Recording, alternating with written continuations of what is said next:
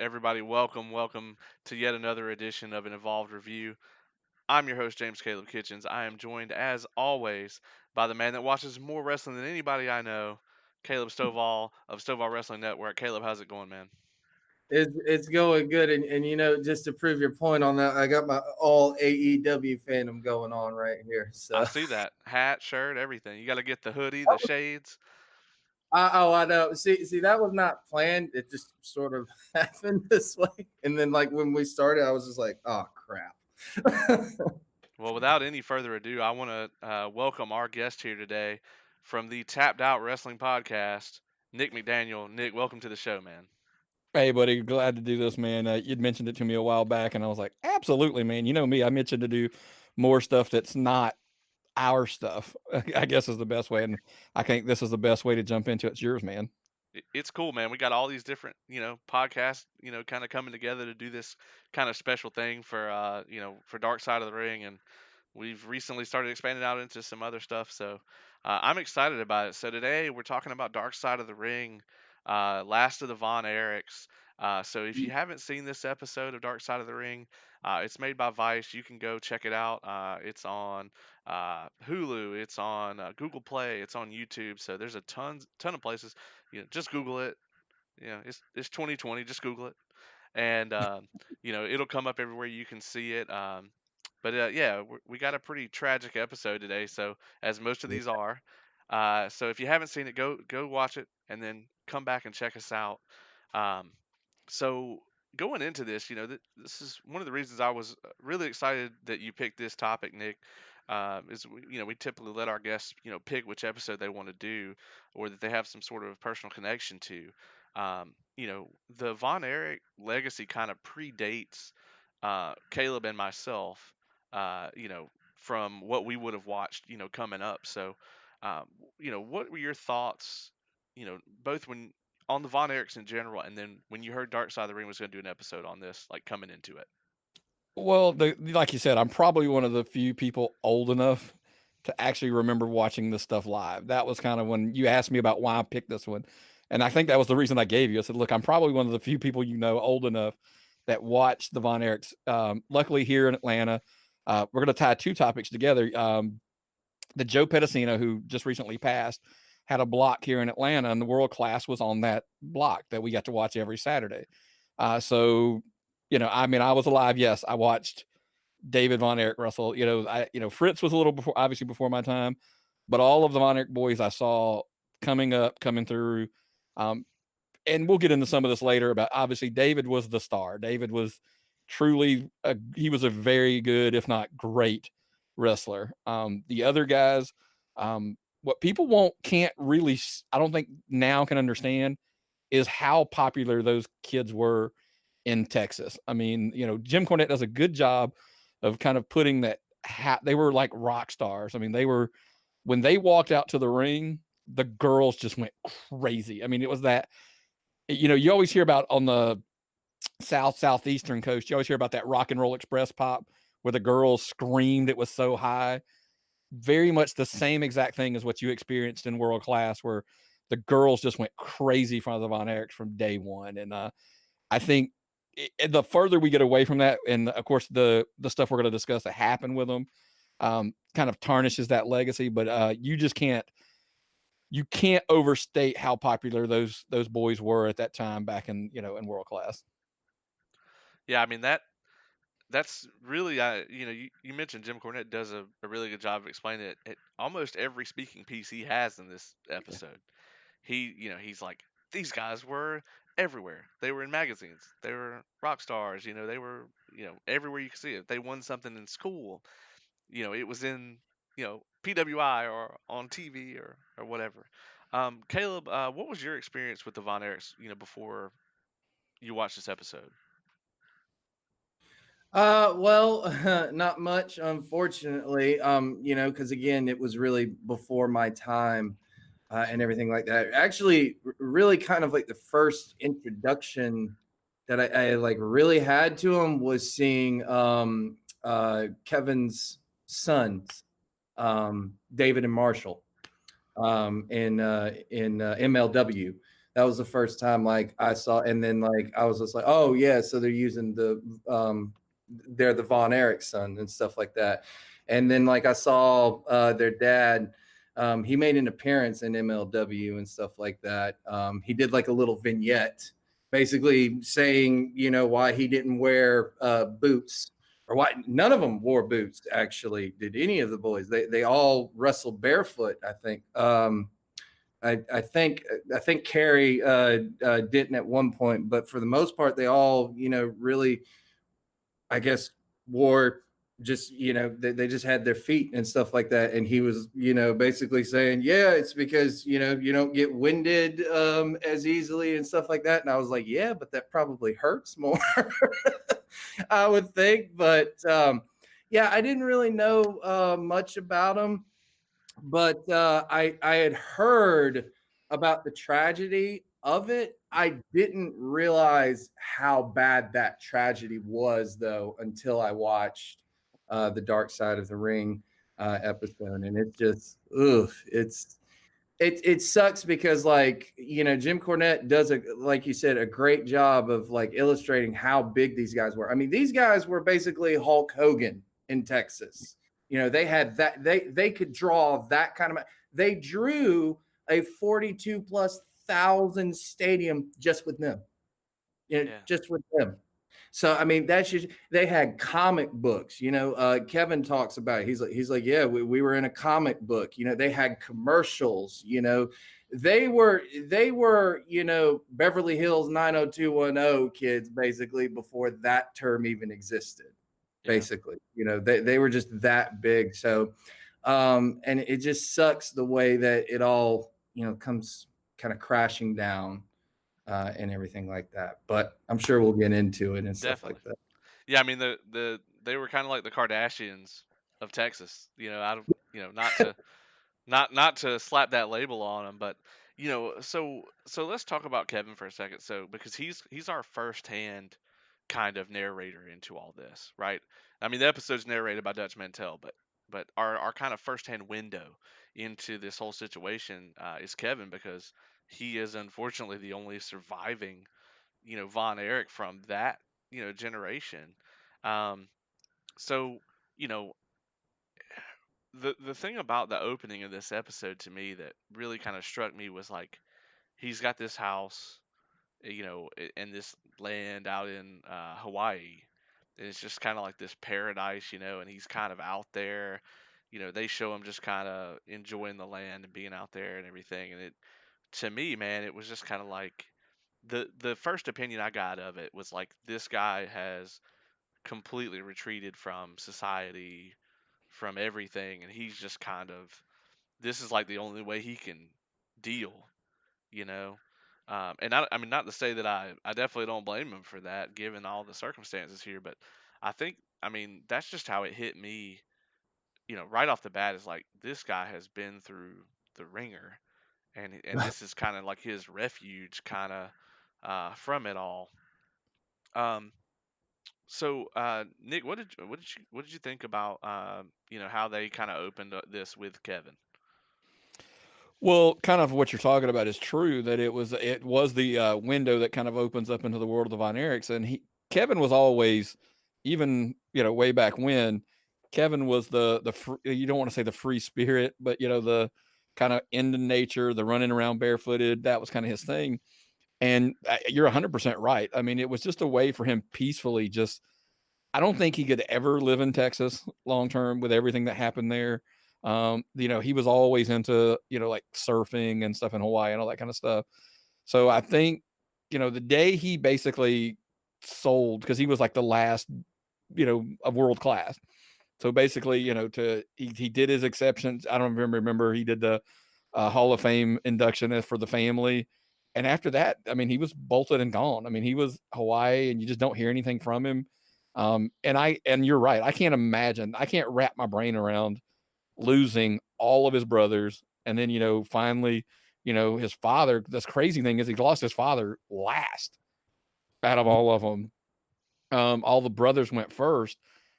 That, yeah, I mean, I don't blame him in the least for just packing up and going out to Hawaii, because as crazy as it looks and as surreal as it may look, I mean, I'm sitting there thinking if I could do that, there are worse place to go into this world and go into seclusion just to escape wrestling and just get kind of in one with nature. So, Yeah. Well, so yeah, he sold the WCCW library to Vince in 2006, mhm. and then he did the Hall of Fame induction in 2015.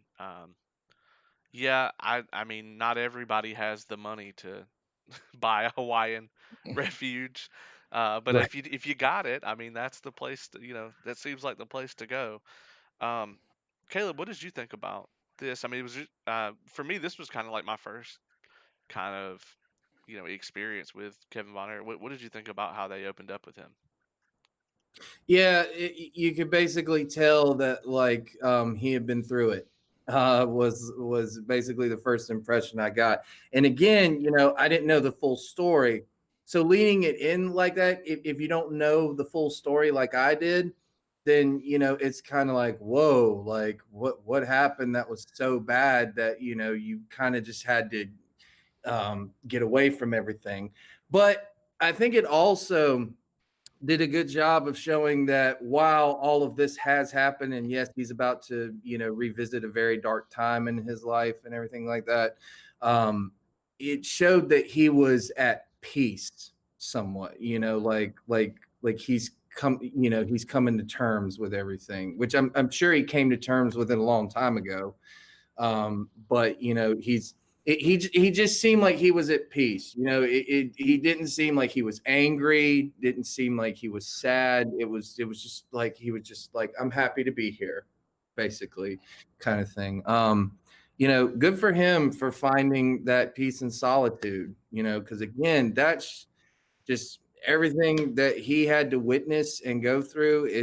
That's unimaginable. I cannot comprehend it still watching this episode. It's just ugh. Yeah. So let's get into the family a little bit. So kind of the patriarch of all this is Fritz von Erich, who was this like German character, and at certain points he actually ran as like a Nazi type gimmick. Um, and to give you the reach of Stu Hart, Fritz von Erich was trained by Stu Hart. Yeah. You know, craziness. Uh, and so Fritz von Erich comes into it. He settles down. Back then, Jim Cornette talks about in the episode, hey, the money was in owning a promotion. And so, of course, Fritz von Erich kind of has this like foresight to go ahead and get his sons like out in the spotlight in their early years because he's kind of grooming them, to be the stars of his promotion. Nick, do you remember like did you hear about them when they first got into wrestling, or had you heard about them before? It was when they broke in. I mean, obviously, because I didn't live in Texas, Right. so I didn't. There was a lot, we weren't exposed to it then. But as those kids were breaking in, like you knew, obviously, because like okay, so I knew who Fritz von Erich was. I had seen him, um, and he particularly for the most part was a heel. But like you said, once he, like I said, he got world class and he started the own promotion, which is something I wanted. We talked about off air a little bit. One of the things I wanted to discuss about the reasons why you take your kids and a lot of people aren't familiar with today how it used to be in the territories that, why would he be grooming his kids so early? Because in the territory days, you know, a guy would come in and he would work for 3 months and go like, okay, I hate Texas. I'm leaving. I'm going back to the Carolinas to work or whatever. So you groom yourself or your kids to be the face of your territory because that's eventually the only real people you can trust with your promotion. So of course, shove your kids, especially when you've got, as many as he had. He's got a fountain of, just shoving. I go, I've got a plethora of kids that I can, make put at the top to be the face of my company for a long, long time. Yeah. And why would you not? I mean, it's like you said, other people are going to come in and you're going to bring in stars from other territories and things like that. That's how it worked back then. but the people that are going to be your bread and butter, that you're going to make your living off of, that you're going to put your belts on, that's got to be either family member or somebody that you just completely trust is going to be loyal to you. And not to mention, at a certain point in time, you got Vince McMahon out here trying to buy up everything. So you want people that aren't going to go to Vince. They're going to be loyal to you. So, uh, yeah, I mean that's kind of the way it goes. Um, so I think the Von Erich that was the most mainstream, that everybody kind of was the most familiar with, was probably Kerry. I know that he was the only one that I was familiar with prior to this. Was that the same for you, Caleb? Yeah, he was definitely the name. Like anytime you heard the Von Erich name, I guess in my generation, it was definitely Carrie was the first name that came to mind. And then, surprisingly for me afterwards, it would be Kevin. Like I remember Kevin and Carrie. And then, I didn't really know about David and Mike and all of them. But yeah, Carrie Von Erich was definitely the biggest name. And, how could he not be? I mean, look at him. I mean, he is the poster boy for what a wrestler looks like. Like just that the good looking guy. He's buff, he looks like he can whoop your ass and stuff like that. But then, the girls just get all over him, but the kids love him and everything. Well, that's like a promoter's dream right there. Yeah. Yeah, so I mean, we've got this episode has very few speakers. A lot of the other episodes have, kind of a plethora of people from different angles, but this one, the three people that we mainly talk to, other than Kevin, are David Manning, who was a booker and a referee for WCCW, Mhm. Jim Cornette, and of course Uncle Dave Meltzer. I thought it was interesting that Meltzer and Cornette were on the same episode, and I'm guessing they just didn't mention to the other person that they were interviewing the other guy, because maybe, I don't know, maybe the Russo stuff, but Cornette Russo stuff blew up in their face. I don't know. Um, but what did you guys think about kind of the speakers here that we have, and kind of their perspective on the whole situation? Well, a lot of the Dark Side of the Ring episodes, some of it have to do with like a murder mystery almost, you know? Like even the Benoit thing is a mystery still. This one is not really a mystery. I don't think that they needed too many outside voices. They just needed, really Kevin, obviously, and then David Manning, who, yeah, he helped work in World Class Championship Wrestling. He helped with a lot of the booking and stuff like that as well. So I don't think that they needed a lot.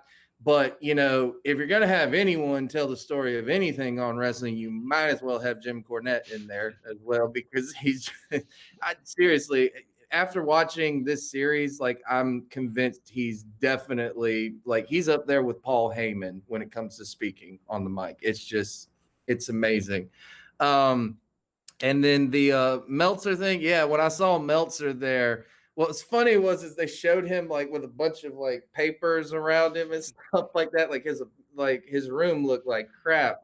And I was just like, wow, you think with all those papers you could come out with the true story or something like that. Dang. Well, he gets the luck of being considered one of the journalists in wrestling. So he's the biggest name other than Keller. Yeah, So of course, when they're any documentary, he doesn't know any better. When they're looking for somebody to be the voice of, right. that's the journalist they think of. Cornette, I mean, Cornette was there. I mean, Cornette and the Midnight Express tore through a lot of territories back in the day. And like I said, I'm old enough. I actually remember, them going through there. And then, I mean, Manning was basically the inside voice. And you're not saying that Kevin wasn't honest, but Kevin's not going to say certain things because that's his brothers. I mean, so then David Manning's going to give you a little more, of the truth behind it because he was there. And so I think that's kind of how you had that. And because like you said with Cornette, when you go back to him, he paints a really good picture of what really happened. And I always say he's not just the artist drawing the sketch. He's also the guy who can put the colors and the inker, if you will, and go in and add a little dimension to it as well. So, Yeah, I mean, Cornette doesn't have any loyalties here, you know. So it's like, you know, David Manning and Kevin might say, he was having a hard time, and then Cornette comes in with, yeah, he was on drugs, you know, mm, and Cornette's going to give you the truth in at least in this instance. And Meltzer, I'm surprised he hasn't been on more of these episodes, honestly. But yeah, I mean, most of his, I kind of want to start running down the family a little bit because that's probably the easiest way to go through this. Most of his commentary was about Mike, Dave Meltzer's, because I'm guessing that's probably more. That's probably around the time he was probably really involved with this kind of thing is when Mike was trying to come yeah. into it. But let's talk about the original, three that get into wrestling. So I do want to mention, and they talk about this briefly in the episode, and I missed it when I watched it. But um, the very first Von Erich child was Jack Von Erich, Mhm. who died in 1952 at the age of like 6 years old. So that was kind of a Mm, precursor. Before these guys even get into wrestling, they've already lost a young child. Um, and then the three that sort of break into it, break into the wrestling scene are Kevin, David, and Kerry. And this is like the height of everything. This is when everything is going great. These are the stars. They're on top of the world.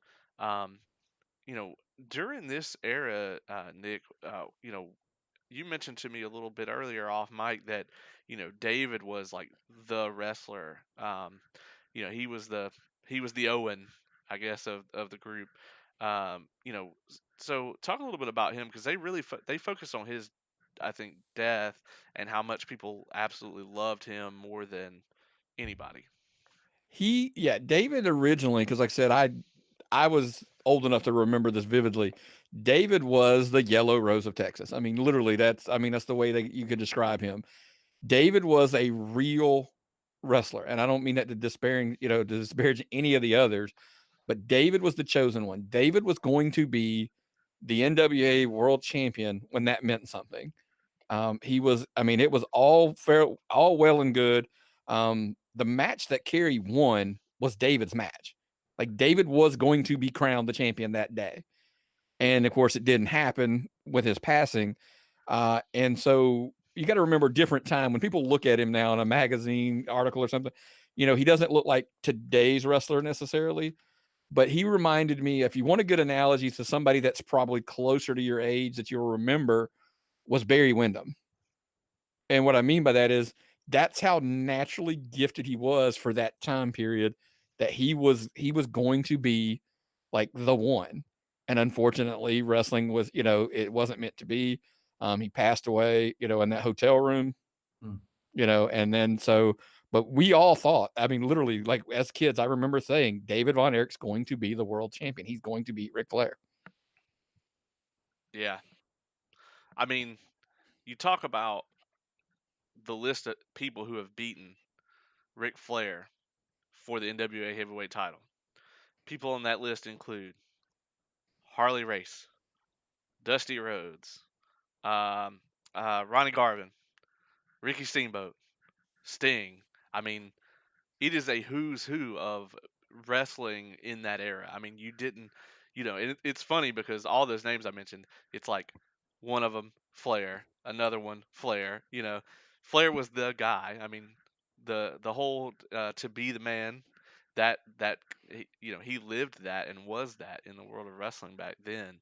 Um, yeah, I mean, so this could have gone a lot differently if David had been able to face him. I don't want to cut you off, but you're absolutely right. That's where I was going to go. I don't know that if David Von Erich wins this title, it doesn't drop back to Ric Flair that fast. David was traveling the world. David was okay with being the traveling NWA champion. Lots of those guys that you named weren't built for it. They were meant to win it and drop it back to Rick and Rick travel. If David doesn't die, we may not see a 22/16 time Ric Flair champion. David Von Erich could have been that guy. Yeah, it would have changed wrestling history. So Caleb, what did you think about the kind of circumstances surrounding his his passing and like how they found out about it because he was wrestling for All Japan at the time. Um, I mean, it's one of those like freak accident things. The story's not far fetched or anything like that. Like, that actually, can happen to you and stuff like. And we don't have, or they didn't have, the modern medicine that we have, today even back then. So, I mean, it sucks. But I want to talk about the event though itself. When Kerry challenges Ric Flair for the NWA champion, that moment that he pins Ric Flair's shoulders to the mat, that right there is a real crowd. Like that's an emotional crowd reaction right there. They all felt that moment. That's a moment right there that is real. Like you can say whatever you want to about wrestling or whatnot, but that moment was real. And it's one of those reactions that it's like, people wish that they could get today, kind of thing. Yeah, I mean, it. I would say that it's nearly impossible to create that kind of moment Mm-hmm. today. I mean, the most recent thing that comes to mind that could be close would be like Daniel Bryan WrestleMania 30, Mhm. you know. And then Or hell, even Kofi Kingston's I win. I wouldn't even put that one. I mean, it Yeah. was monumental, but I wouldn't put it there, you know. Yeah, Yeah. 'cause we talked about it a little bit off air, and I was trying to set the table of like how that generation, my generation when we watched it. So I got to watch this match the next week. Believe it or not, they showed it on that Superstars Wrestling block, so we got to see this match. Like I said, it kind of elevates to tell you how over and how beloved the Von Erichs were. That Mm-hmm. this was David's match, so it didn't happen. So the NWA agrees to do we're going to give it to Kerry. They quickly found out he wasn't built to be a champion, so it was going to be we're going to give him this moment at the Parade of Champions, May 6th. This was such a big deal. Did you know this won Pro Wrestling Illustrated's Match of the Year in 1984? Like that's how big of a deal this was. This was your match of the year back when the PWI Match of the Year meant more than anything. The awards from Pro Wrestling Illustrated was the Mm-hmm. biggest thing you could possibly hit in wrestling. And That's that crowd, they went nuts because those boys were so loved. Their family member just won the title, is the way people looked at it back then. yeah. Here's to really illustrate how big they were. If you've ever seen Stone Cold Steve Austin's DVD, he talks about how he got into wrestling. He doesn't mention Hulk Hogan or anybody like that. He doesn't mention that. He mentions one thing: the Von Erichs and the Freebirds. Yep. Yeah.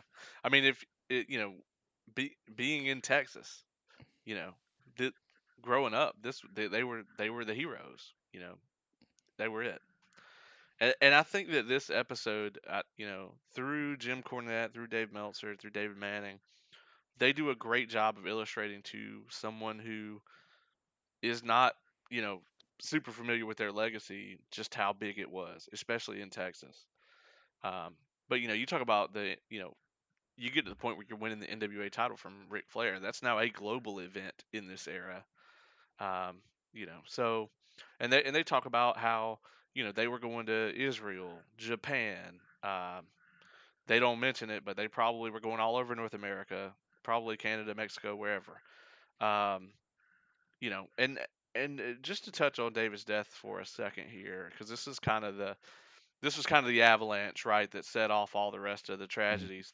The what he passed away from was gastroenteritis, Mm-hmm. which, if you look it up today, it's considered like a common minor issue, right? But I mean, he died from it. It is a terrible way to die. I mean, basically his intestines basically swelled up and he bled to death from the inside. I mean, it's a terrible, terrible way to die. But I Oh. mean, they talk about the kind of pressure that they were under from their father. Like, it doesn't matter if you're sick, you go make your booking, you know, and that's something that it's kind of it's easy to comprehend when you're talking about like an indie worker making a booking 4 hours away. But this guy was wrestling in Japan. He was going to the airport and flying across the planet to make these bookings. So yeah, I mean, honestly, if he'd made it to a doctor, he might have been okay. But it's just wild to think that, you know, not just over 3 decades ago, this kind of situation that we consider minor now led to someone's death. Um, so they have the parade, title changes hands, the family's devastated, and this is where, as I said, the avalanche kind of starts coming down on the Von Erich family. So they're trying to replace um, the kind of the empty shoes that David left, uh, and their efforts to do this are not good. So the first thing that they try to do, we got to talk about the fake Von Erich. We got to talk about Lance for a second. Nick, were you watching when this happened? Yeah. Like you said, and the reception that you hear is 100% accurate because forever he was so open and pushed those boys out into the media. And you bring in a family member who you've never heard of before. You had seen he was billed as another wrestler. So Yeah, people like knew this wasn't legitimate.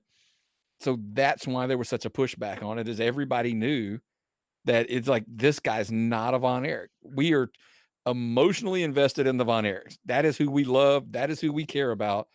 Don't bring somebody else in here. The equivalent today, and it's even a stretch today, which is horrible to say because I'm such a big fan of their father. It would be like Cody and Dustin bringing in somebody else and saying they're a Rhodes. You know what I mean? It's like, no, there's not another Rhodes. We know these are the Rhodes boys. You know what I mean? And so try to wrap your mind around that. That's the equivalent of what we got. It wasn't a brother. It was a cousin, but we knew that wasn't true. And so, yeah. yeah, it was the equivalent of somebody being shoved down your throat today before people were being shoved down your throat. I love your example. I was gonna say Rick, but it's not impossible that Rick has a bunch of little babies running around. You know, Exactly. that an illegitimate flare out of nowhere. That's entirely possible. you know? Yeah, exactly. Charles Robinson, hey. Yeah, yeah, yeah. That's a reference. Little Nate, Exactly. little Nate. Yeah, I mean that's kind of you have to remember in this era it wasn't a work to people yet. And the Von Erich legacy certainly wasn't a work to anyone. They believed in this. I mean, they were heroes, these guys. People believed in that this was an athletic competition. So for you to all of a sudden say, hey, this guy's now playing this character, he's a Von Erich, you're lifting the veil in a way that no one wanted and doesn't do you any kind of justice for your product. Um, Before we go too far forward, this is something I skipped over. I want to mention. I thought it was interesting that the guy they got on the phone when Dave passed away was Bruiser Brody. I mean, we always talked about how big he was in Japan. Shameless plug, that episode is coming up, or well, by the time this airs, it will have been last week, so you can go check out the Bruiser Brody episode. Uh, but yeah, I mean, Bruiser Brody was like the guy that communicated all this, and we know how big and strong and like just tough he was. And when Kevin started talking about him breaking up on the phone, man, that really like hit me, that just how big of a deal that it all was. uh, but Lance, I mean, I don't know why they pulled this gimmick. It's clear that Kevin was very against it, uh, and it's clear that I think David Manning was against it. I'm guessing that their father is the one that Mhm. kind of pushed this. And they, I'll give you the reasons. I'll give you two reasons why this happened. Not to cut you off, sorry, but no, we please. were clearly going to discuss the two reasons shortly.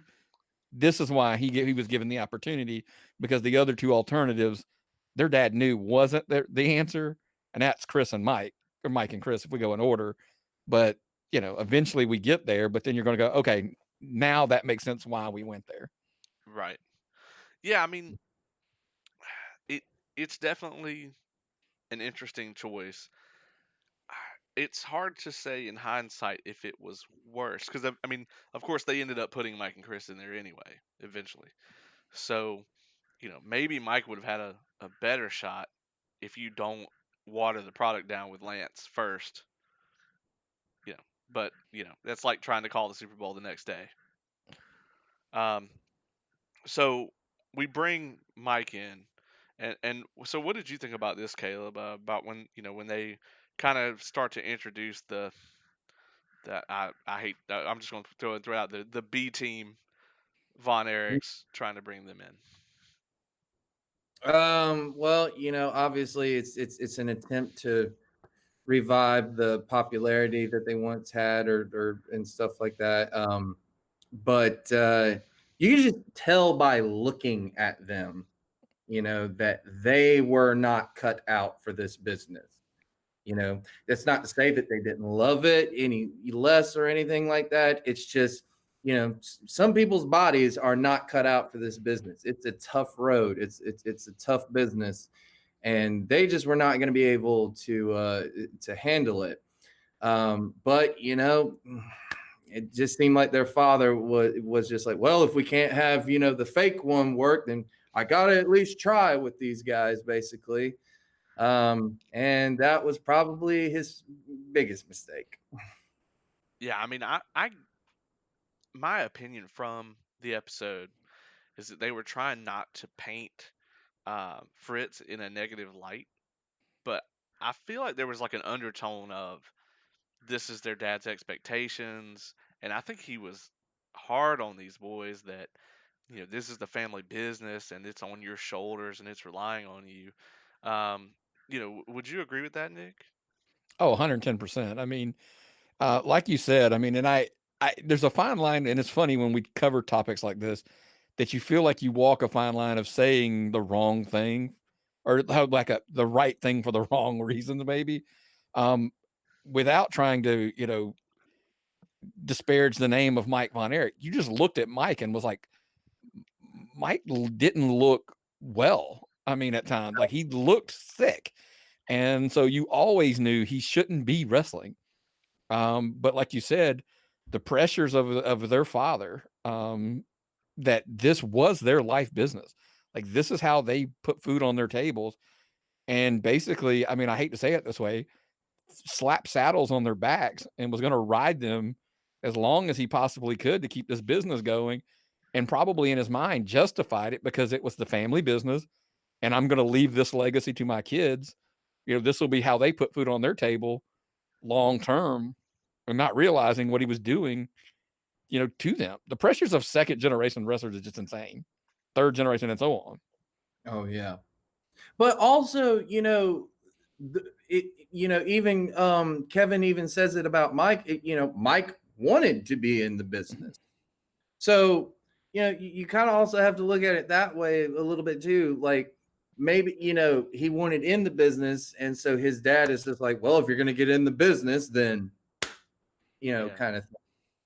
Yeah, I But mean, as their fathers, it's not his job to realize like you can get into business, but this isn't the avenue for to get in. Well, yeah, I mean, yeah, that too. Yeah. I'm not necessarily trying to defend him, but I'm just Oh no. saying as well, yeah, I Um, mean, I think it was very clear that there were several instances where he had to choose between this is the well-being of my kids, this is the well-being of my business, and I can't say he chose the kids every time, or maybe even a majority of the time based on this. Um, not having any firsthand knowledge of it, but that's just how it seems from what is presented here in kind of the series of events. Well, hey James, I don't want to throw you out of cycle here. This is where I'm going to insert something that we heard last year at WrestleCade, because that's the ultimate what you just said. So at WrestleCade last year, there was a world class panel. Um, Eric Embry, Baby Doll, Ken Mantell, Black Bart, bunch of the guys from back in the day were there. And what you just said was exactly it. There were many nights the Von Erich boys had no business being in the ring. They were already drugged out of their mind. They were drunk or whatever, but their dad still pushed him to the ring because the show had to go on. Black Bart tells a story about being literally kicked in the face by Kevin and saying, he doesn't belong in here. He's killing me. He literally threw him down and went to blows with him in the middle of a match because he was like, this is bullshit. This match is over, and so if your dad is shoving you out there on nights, you have no business being in the ring. And they were like, if it was just once, it'd be one thing, but it was multiple nights. These kids were shoved out to the ring and had no business being in there. Mm. That's rough, and that's something that today would be all over the dirt sheets, but it was very protected back then. It was something that they were able to, you know, slide up under the rug and get a bunch of positive publicity out. Uh, and they were able to hide all the things that were going on kind of behind the scenes. And I mean, it's just it's wild to think about now because you could never get away with that today. I mean, there's like little no-name indie wrestlers that we know things about their personal lives end up on the dirt sheets. Yeah. Um, so, um, so we kind of go forward a little bit. Um, so we talked about Dave, passing away being kind of the start of everything going downhill here. So we got Mike. He gets injured. He gets a staph infection in his shoulder, um, and he ends up getting toxic shock syndrome, which is actually pretty rare in males. And he recovers from it miraculously. Um, and then he can't get back into it. He's trying to get back in the ring. He can't. And so, one thing leads to another, and finally he ends up basically committing suicide by overdose in '87. Um, we talk about a family that's already just torn apart by a series of tragedies. Um, you know, what would you guys say is kind of the difference between when Dave passed away and when Mike passed away? Kind of the different, the way it's covered and just the difference between the two, because there's definitely a tonal difference here. You're talking about a guy who was the Yellow Rose of Texas, lived that gimmick, and then a guy who desperately was trying to fill the shoes that he left. Well, like I said, being there, living it. So when David passed, there's no controversy, at the time. We all just tragedy, right? Bad things happen in this world, and he was an unfortunate, circumstance that happened, and he passed. Mike was starting to be the transition because even when he passed, it was, and again, not trying to disrespect his name, but it was poor Mike, had the illness. He couldn't get back. He wanted to be a wrestler.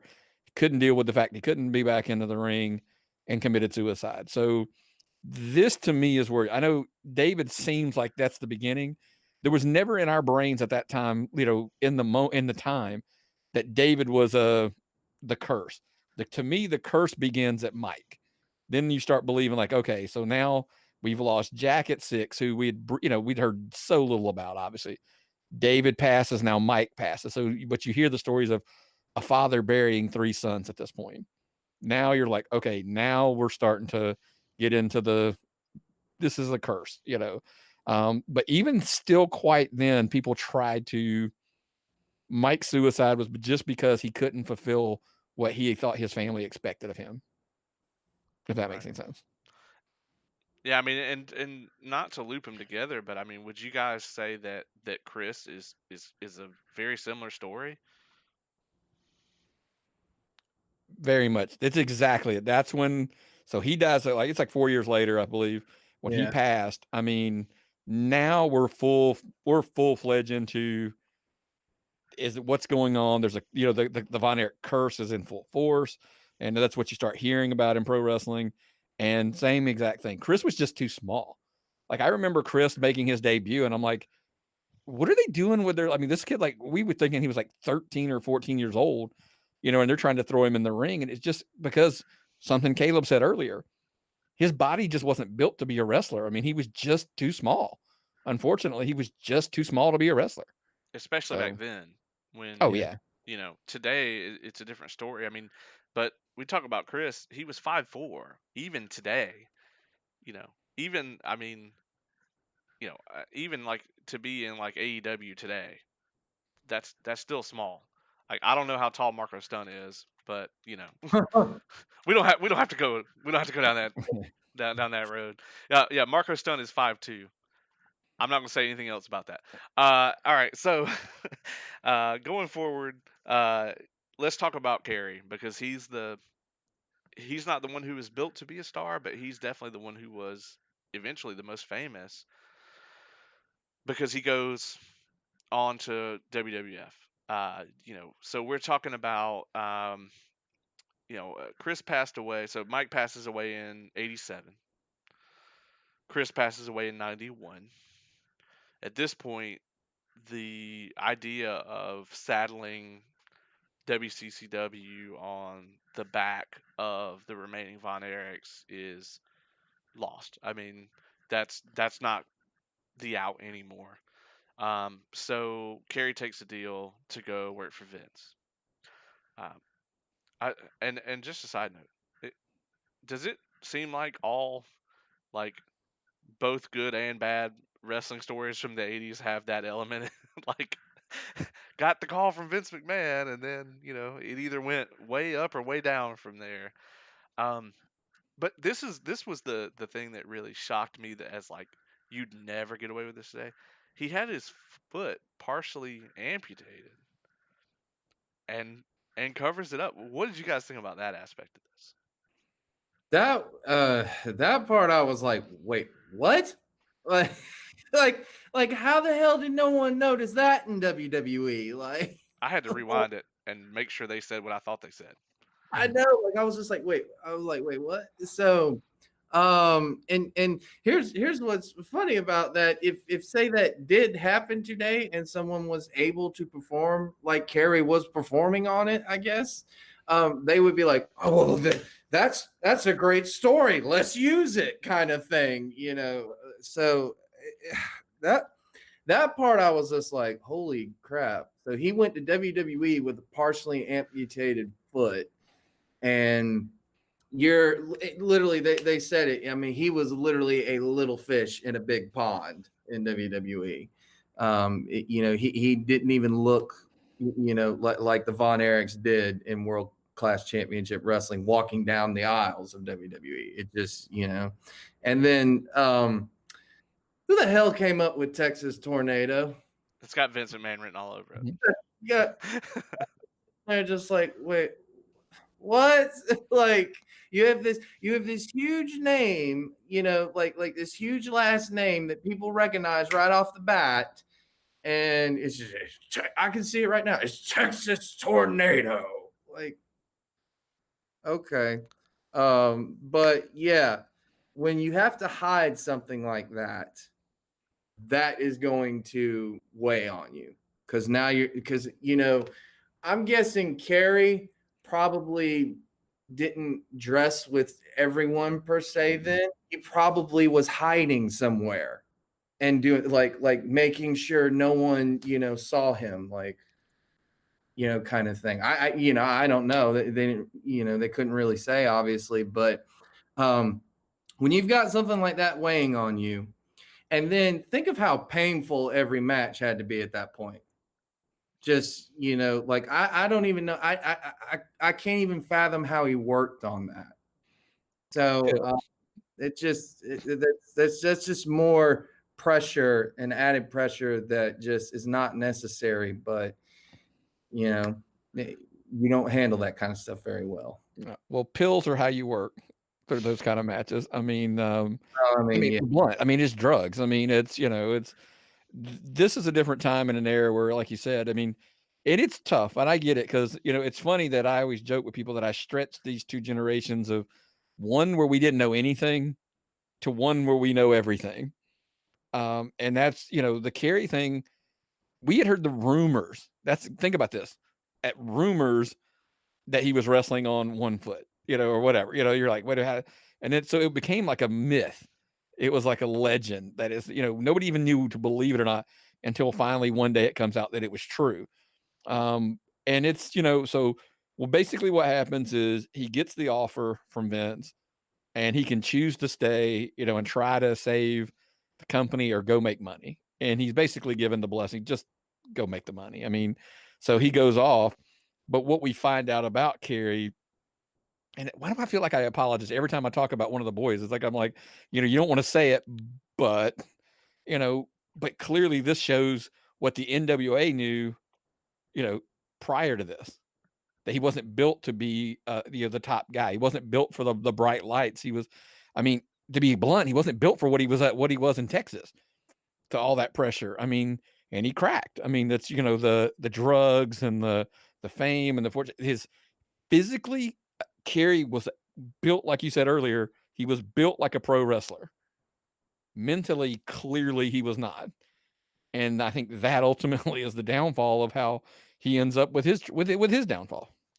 And we talked about, we've talked about several times how rough it was to be on the road for Vince McMahon back then. Anyway, today there's a lot of precautions and a little bit of a relaxed schedule and things like that. But back then they didn't have any of that. They were making the towns, and this is before the network, before pay per view was the big revenue source. They were drawing gates. That was how they were making the money. That's how you were earning the contract. So yeah, I mean, once you take that step up to where you're on this national level, you're not in this Texas promotion anymore. You're now the WWF, and you're trying to compete with the likes of the Hogans, the Kurt Hennings, and those type of folks. You, if the foundation is already crumbling, adding all that extra weight on top of it is just gonna expedite the process, and I think that's what happened here. And you guys are right. In this day and age, if that happened, if he got the foot amputated, he would get it done and continue wrestling, and it would be a spectacle. It'd be Mhm. this guy doesn't have a foot, and he's doing all these things that he was doing before. You would use it as, I mean, it would be the gimmick to an extent. Maybe it's a pride thing. It was a different era. You just didn't do it. Well, M- You know, he was definitely afraid he was going to lose his deal. I mean, right? he thought that they would see it as like, oh well, he can't work anymore, and they let him go. And so it's easier just to show up at the arena with your boots on. Yep. Like I'm already ready. I mean, because think about it, you could slide sweatpants over, that because they didn't have the dress code back then. He could literally put his shoes on and stuff at home, slide sweatpants over, go to the arena, and then pull the sweatpants off and say, "I'm ready to go." Yeah. Yeah. Kerry shows up ready to work, folks. Yeah. I Right. mean, Yeah. I mean, it's completely understandable. And I mean, the Texas tornado thing. I mean, that's clearly Vince McMahon can never own Von Erich as a name. No. So Texas tornado it is. You know. But that, and I joke about Meltzer a lot, but he even says it, correctly in the episode. The only thing Kerry had for him was the Von Erich name. Yeah. You take that away, then it's just like, oh, nobody. I mean, and I agree. Like, if putting on my Booker hat, if you're insisting that okay, we need some kind of IP for this guy. If he does blow up, we want to own the IP. Why not carry Texas Tornado Von Erich, or carry Von Erich the Texas Tornado or something like that. Texas Tornado is already awful, but Yeah. slide something around, uh, to make it something. Um, Or the tornado of Texas, yeah, Kerry Von Erich. yeah. I mean, it I was mean, all wordplay. Is that they saddled him with that discus punch, yeah, that he had, and that was so that was where the tornado came from. It's the spinning punch. So, and that's just they ran with it, and it was a bad idea. yeah. Well, Carrie then goes on to commit suicide in '93, um, and a lot of people said that he had, and you got to think too, suicide awareness was not what it is now. Back then, he had talked to a lot of people about this. Kevin talks about it in the episode that he had talked to him. Bret Hart, talks about it in his book that Carrie had talked about it to to him that he wanted to go be with his late brothers, and that his marriage had fallen apart, and he thought he was just the next one to go in the curse, etc. Um, so I mean, that's really tragic, that he was going through all that, but like the just kind of the awareness of, and like suicide prevention and that sort of thing just wasn't there back then the way it is today. Um, so going forward, I mean, Kevin is now the last one, and Jim Cornette says, the quote, I used to be one of five brothers, now I'm not even a brother. Heartbreaking. Um, so we talked about it a little bit previously. Apparently, that after this, Doris, their mother, splits from Fritz, their dad, and then their dad comes down with brain cancer. Um, and he goes, and at this point, this is where Kevin kind of retreats. I don't know if it was immediately or probably after he had sold the rights to McMahon. All that property in Hawaii can't be cheap, right? I mean, there's no telling Right. what that place is worth. Um, and and I do want to talk about this briefly. We talked about the third generation of the Von Erichs. We got Ross and Marshall, that are both doing pretty well. Are they still signed to MLW right now? Yeah. Okay. Yeah. I'm not super familiar with their work either. um, but they had a little part in this documentary, and then I mentioned earlier, kind of off air, that I thought it was interesting, and I would love to know the story about why Lacey Von Erich was not involved in the episode or even I mentioned. was gonna ask that myself. Yeah, I mean, she had a very brief stint with WWE, and she had a pretty memorable stint with TNA. Yep. In the With the Knockouts beautiful division, she was a people. champion. I think multiple time champion, if I'm not mistaken, there for TNA. Back when TNA was something to get excited about. Actually, Um, I don't think Yeah. she won the title at all, but she was with Velvet Sky and Madison Rain at the time. yeah. Um, I'll have to, that's something you can Google, folks. Uh, but yeah, I mean, we're you know, the fact that she wasn't in it at all is interesting to me. Yeah. I would love to know why she was not involved at all. You would think, but especially with her being, I think I know she's Carrie's daughter. I'm not sure if she's his only child or not. I want to say he might have had another kid. Well, I can imagine that when you're making a documentary and it's the dark side of the ring is the name of it, and it's you're talking about your family, and your dad's probably not going to be painted, because I'm sure she knows even she probably knows things that were not in this documentary, to be honest with you. Yeah, I can't imagine that she would want any part of this, because for Kevin, it can be a coping, mechanism, something to kind of like therapeutic. And his sons, it's no, their dad's still here. So, but for Lacey, I could see it being real tough to say, yeah, I'll come on. You can ask me about my dad, who committed suicide, and we know he was on drugs, and because we're clearly all that stuff's going to come out. Yeah. yeah. I mean, so Ross and Marshall are born in '88 and '92. Lacey was born in '86, so she remembers a lot more of this than they Yeah. do. I mean, Marshall wasn't even alive for most of the curse, right? I mean, Right. and then Carrie would have passed away when he was very young, so he probably doesn't have a huge attachment to all of this stuff, you know. But um, anyway, we are starting to run out of time, guys. So I want to just kind of get everybody's kind of final thoughts, wrap up on this. Nick, you're our guest, so yeah, what's your kind of final thoughts on this whole documentary, whole episode of Dark Side of the Ring? I think from especially the younger the fan right now, who one of the things you can understand out of this episode, or hopefully that it'll help you understand, is the pressures that these guys faced back in the territory days. I mean, the pressure of their father, the pressure that was put on them as far as trying to keep his company around, not to mention just to live up to the name of their father. who was a big star, in his time. And but then the hardest parts to understand is how rampant drugs were back. And I think the dark side of the ring clearly across the board shows this, because lots of the stories there's drugs involved and everything that could go wrong.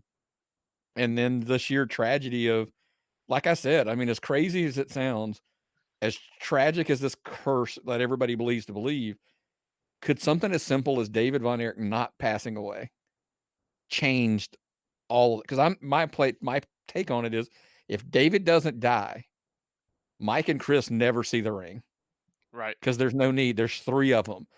Because what people don't realize, and you mentioned it earlier, the Fabulous Freebirds coming there, the Von Erichs were going to be stars. The Fabulous Freebird made them superstars, like, everywhere. And so then it was 3-on-3. That's why you needed the third brother. Right. But if David doesn't pass, does that change the future, not just of Ric Flair's future, but across the board? Does this curse not happen because these other two brothers don't have the pressures that they have to, live up to? I Yeah. mean, it's just literally the ripple effect of time of one event can change everything.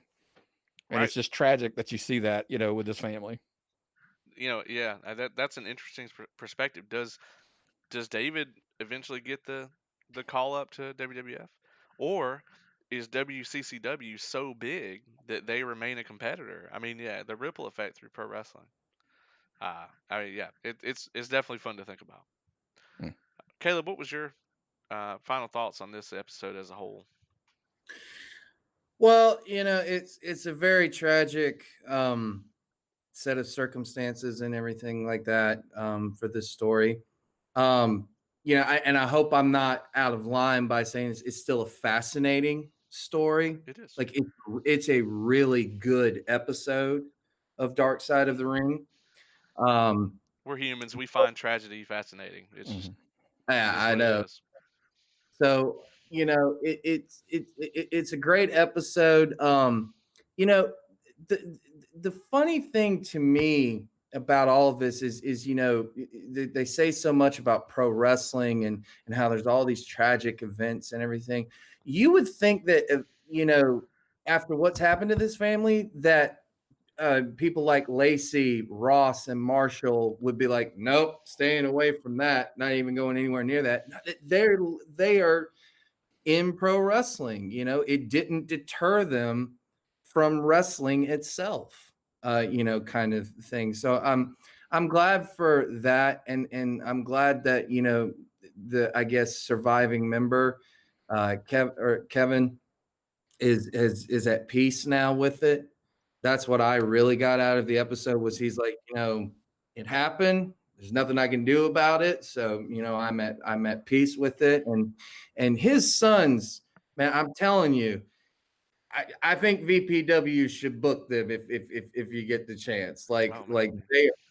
they are really good from what I've seen in MLW. The stuff that they've done with Tom Lawler, the stuff that they were doing with Contra Unit and MLW. I mean, dude, they look like naturals. Obviously, they're natural.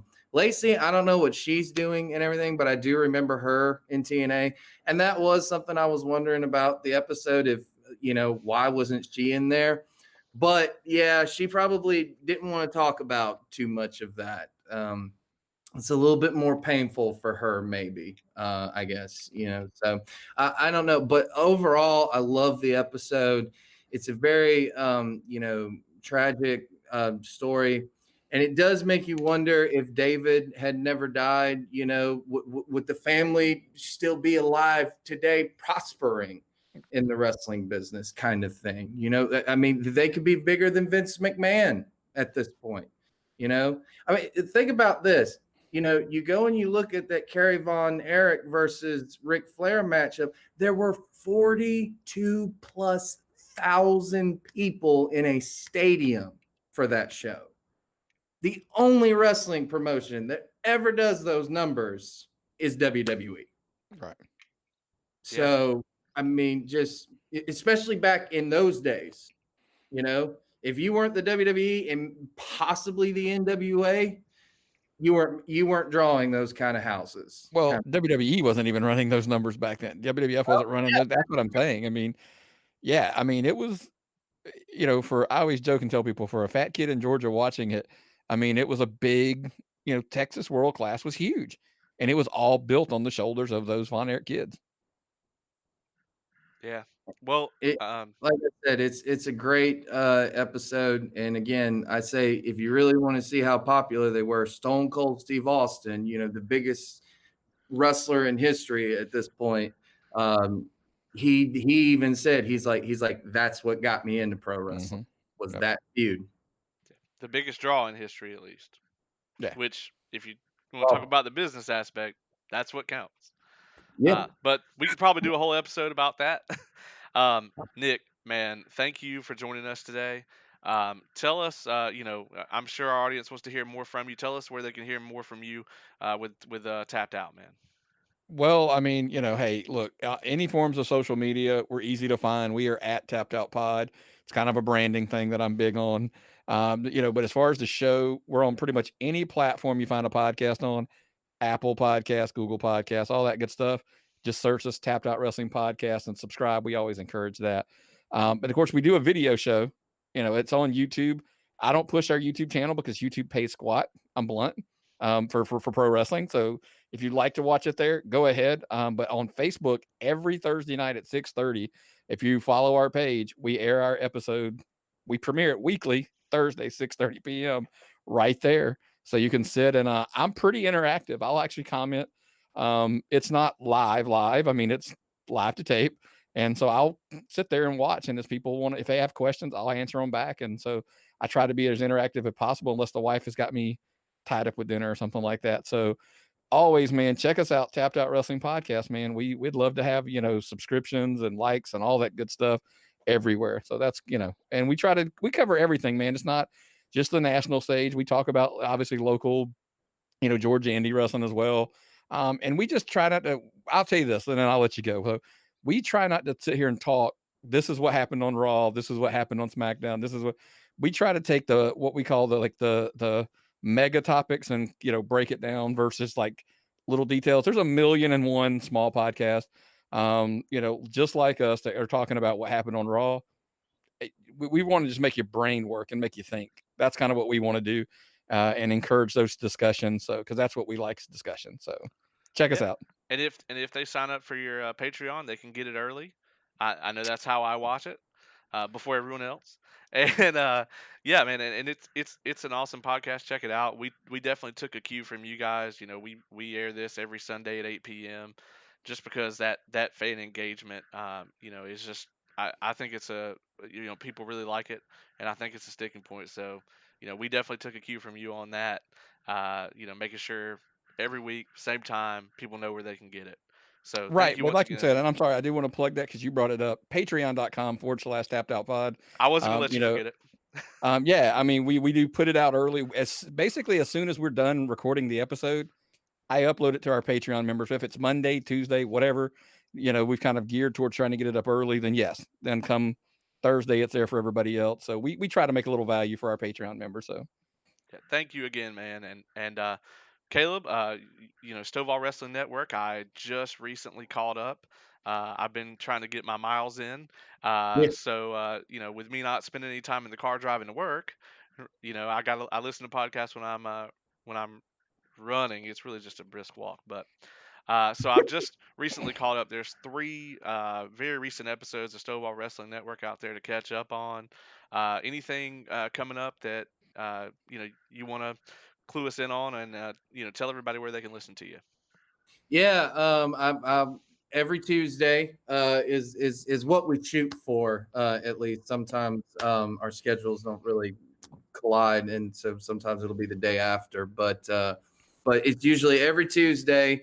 You can expect a brand new episode, and you can find them anywhere: Google Play, Spotify, iTunes, and iHeartRadio. Wherever you get your podcasts, you can find the Stovall Wrestling Network. Of course, I'll talk about the present, like this coming, or well, probably when this airs, it'll be something else. But yeah, I talk about what's going on today and stuff like that. I talk about possibly what could be, the future. And then, of course, I love to talk about the past wrestling events. We recently just covered some ECW events. We covered Hardcore Heaven 99 on one of them. So, and that one was a fun pay-per-view. So anytime you want to hear more wrestling talk and stuff like that, just check me out, the Stovall Wrestling Network podcast from TMB Studios. Well, thanks as always for being on, Caleb, as well. You can catch this show every Sunday night on Facebook or on YouTube, um, 8 p.m. You can check us out on the YouTube channel is Entertainment Evolved, which is just a one-stop platform for all sorts of different podcasts. So definitely check out Entertainment Evolved on Facebook. Check them out on YouTube. We have some huge topics coming up. Dark Side of the Ring has just announced they're going to do a Owen Hart episode, so we'll definitely be looking forward to covering that. And our next guest on the show, so this is definitely one that people are going to be paying attention to. Stephen Platinum is actually going to be our next guest. So, some exciting things in the past and in the future for an Evolved Review. So, thank you for joining me, gentlemen. This has been an Evolved Review.